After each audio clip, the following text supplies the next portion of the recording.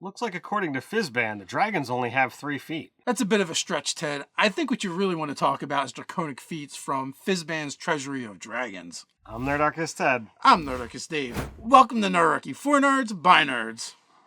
Now let's hope these feats don't drag on. Alright, so today we're going to talk, as we kind of mentioned, about the 3 Draconic Feats within Fizban's Treasury of Dragons. It's only going to be 1 page, but there's a lot of cool content that's here, so let's dive in. Draconic Feats. A feat represents characters achieving mastery in one of their capabilities, or discovering the ability to do something new. When this mastery arises from a draconic source, whether it's the gift of a dragon, the manifestation of some form of draconic heritage, the blessing of a draconic god, or the consequences of slaying a dragon, it can have supernatural effects. Here are the feats that bestow draconic power available to you if you use the optional feat rule in the player's handbook. All right, so before we jump into that, as you see, Ted is holding one of Fizban's Treasury of Dragons in his hands. We actually received several of them from Wizards of the Coast, which we're very grateful for. And also, we would like to return some of that kindness and give it to you, the readers. If you happen to be a member of our newsletter or a patron, we do a monthly giveaway. We draw the names from those places, and we've got several of these in that stack now. So we're going to be giving them away. But you don't want to wait till then, that's fine. No worries. There's also going to be a link to Amazon down in the description. It's an affiliate link. We earn a small commission. So if you want to help out the channel, you can do so by supporting us through that Amazon link if you don't have a local friendly flags to go to instead. And also, what's another way to support Nerdarchy? So if you are looking for another way for us to, keep making videos like this, as well as all of the awesome content over on nerdarchy.com, you could check us out on Patreon and support us there. As a special thank you, every month you'll receive 5-year rewards for both players and DMs alike. We are making drop-in encounters to use in your games. We make magic items. We sometimes turn them into print-and-play magic item cards. We make feats. We make spells, races, subclasses. There's probably so much more. There's other benefits over there as well. You can go check it out. There's a free download sampler down in the description, as well as in one of these cards up here that you can go check out. With it, let's jump into our content. Alright, so first up is going to be Gift of the Chromatic Dragon. You've manifested some of the power of chromatic dragons, granting you the following benefits. Chromatic Infusion. As a bonus action, you can touch a simple or martial weapon and infuse it with one of the following damage types. Acid, cold, fire, lightning, or poison. For the next minute, the weapon deals an extra 1d4 damage of the chosen type when it hits. After you use this bonus action, you can't do so until you finish a long rest. You also get Reactive Resistance. When you take acid, cold, fire, lightning, or poison damage, you can use your reaction to give yourself resistance to that instance of damage. You can use this reaction a number of times equal to your proficiency bonus, and you regain all expended uses when you finish a long rest. So, I mean, this one's not bad, but as far as feats go, I don't think I would probably take this one. The instance where I might consider taking it is if I'm actually playing a Dragonborn, and I'm like, I want to just take all the Dragonborn feats and make myself as dragony as possible. Absolutely. But for the use of a feat to kind of get resistance against one particular instance, several times a day, and also once a day for a combat, you get to do a die for extra damage. Not super impressed with this one. It's a bonus action that lasts a minute, and it's going to do an extra die for every time you hit. So somewhat useful for martial characters, but for many characters, it's not going to be worthwhile if you're ranged or if you're, a spellcaster. It's like, I don't know if that's gonna really apply. Some DMs might be sticklers, like, oh, well, you got to put it on the ammunition as opposed to the actual weapon. So, Well, I guess, my interpretation, the way I read it, if you're using a missile weapon that has ammunition, it just says touch the weapon and you're going to do the extra damage. You do the damage via the ammunition. I would let it fly. Oh, as would I. But I know there's some DMs who are real sticklers for what's actually written there. Screw you, DM. I'm going to beat them with my bow, my flaming bow. I think if anything, this could be a half feat, considering that it's requiring actions to use. There are other things out there that can get you, access to extra damage and resistance. Yeah, there's definitely spells that do. I mean, the good thing about this though is you do have with the chromatic infusion, you do have versatility. Yes. As you know, as far as the damage type. So I think that's pretty decent. Yeah, I would agree. Moving on to Gift of the Gem Dragon, you've manifested some of the power of Gem Dragons, granting you the following benefits. Get an ability score increase to your intelligence, wisdom, charisma. So it's a half feat. I already like that about it. Telekinetic Reprisal. When you take damage from a creature that's within 10 feet of you, you can use your reaction to emanate telekinetic energy. The creature that dealt the damage to you must make a strength saving throw. DC is 8 plus your proficiency bonus plus whichever modifier you increased. On a failed save, the creature takes 2d8 force damage and is pushed 10 feet away from you. On a successful save, the creature takes half as much damage and isn't pushed.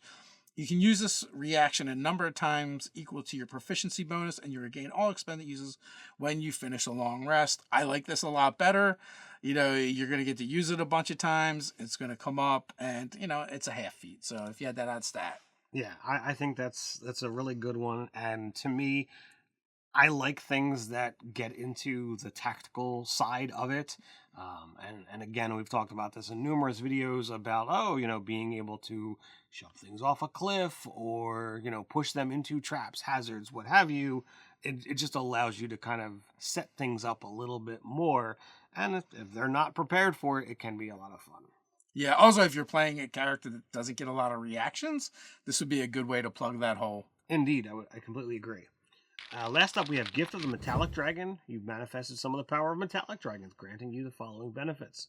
Draconic Healing. You learn the Cure Wounds spell. You can cast the spell without expending a spell slot. Once you cast the spell this way, you can't do so until you finish a long rest. You can also cast the spell using spell slots you have. The spellcasting ability is Intelligence, Wisdom, or Charisma. You make the choice when you select this feat. You also have Protective Wings. You can manifest protective wings that can shield you or others. When you or another creature you can see within 5 feet of you is hit by an attack roll, you can use your reaction to manifest spectral wings from your back for a moment.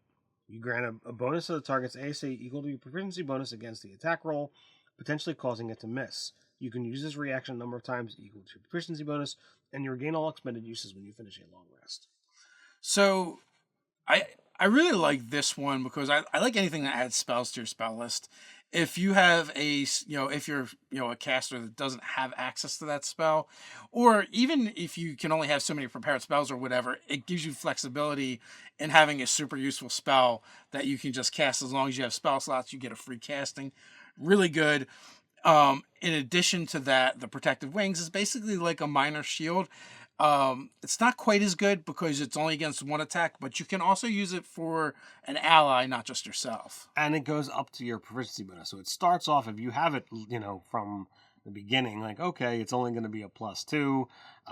It's a minor little deflection, but as you grow in power, so does the wings. So I like that. So it's always going to be useful, and it's not that variable of like, oh, well, I can give you, a roll of this die, which just might bump it up by 1. So, if you happen to be playing a style where like, okay, well, my armor class is 15 and they rolled a 17, well, I know whether or not if I use this ability, whether it's going to protect my ally or not.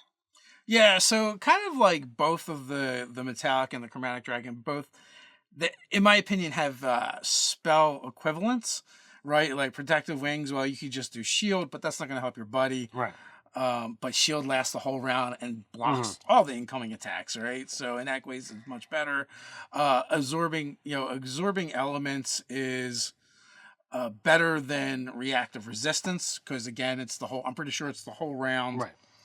And also you're going to get more. You're probably going to have more uses of it because it's a low level spell. Well, maybe you just don't really like your friend all that much. Like, I'll help out a little bit. Well, that's true as well. But also absorb elements kind of combines chromatic infusion and reactive resistance in a way but it's limited, right? So like you can only use that extra damage from your absorbing elements on the next attack you make. Right. But that being said, you can do things like bump up your the spell slot in order to do more damage with that attack. So I don't know, like they both have their uses. Both of the three, the chromatic is my least favorite. I would agree. I really like Gift of the Gem Dragon. And I could definitely see taking Gift of the Metallic Dragon, depending on a particular character concept I was going with. So, like, to me, I would feel, that would be a good one for, say, like, your Eldritch Knight. Because, like, you're already going to be a martial class. You're going to be up in the thick of things. So getting close to an ally to protect them is never a problem. You might not have a lot of spells, but you know what? In the thick of it, you've got access to cure, when you might not have it. To take that as a non-spellcaster kind of thing, it almost seems like a waste, because it's like, well, I get one free casting cure wounds, and I got a little minor shield ability. So I would tend to go with that when I've already got spell slots that I'm not going to use a lot of. So that's why I think, the Eldritch Knight is kind of the perfect fit for that one. I agree. That would be an excellent use of it. But the question is, what do you folks think? How do you think about the Draconic Feats? Are you using them in your game? Are you not using them? Which one's your favorite? Let us know down in the comments below. Share your thoughts and ideas with the Nerdarchy community. While you're down there, don't forget to do all those fun things like, share, subscribe. Even go ahead and click on that notification bell. You want to. Quick reminder, every Monday, Wednesday, and Fridays, we drop new videos here on the channel, so come on back and check them out. But hey, can't wait till then, no problem. We got you covered. Up here, you can find a card to the last Fizban's Treasury of Dragons video we did on the Drake Warden, a new subclass for Rangers. So until next time, stay nerdy.